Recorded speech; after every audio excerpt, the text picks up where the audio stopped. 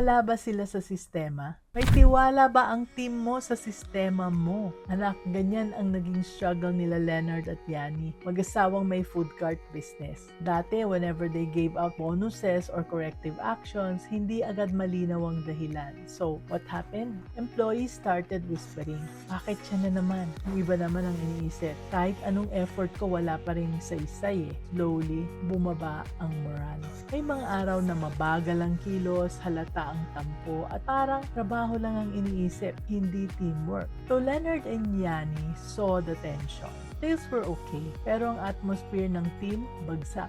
They realized the hard way, kung walang transparency, wala ring tiwala. At kapag wala ang trust, hindi tatagal ang motivation. So they made a change. They began explaining clearly how performance was measured, ano ang KPIs, at paano nagiging basehan ng decisions. For example, kung may bonus, they showed sales numbers or customer feedback that justified it. Kung may corrective action, they calmly explained the standard and gave a plan for improvement. They also encouraged open questions and suggestions. Walang favoritism, walang sekreto. And you know what? Employees stopped doubting. Instead of jealousy, they felt motivated because they trusted the system. They trusted their leaders. Over time, the food cart team became more united, more confident, and more productive. Customers noticed the better service and sales grew even more. Anak, ito yung lesson.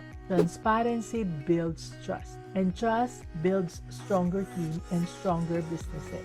Let's be business-minded, Pinoy.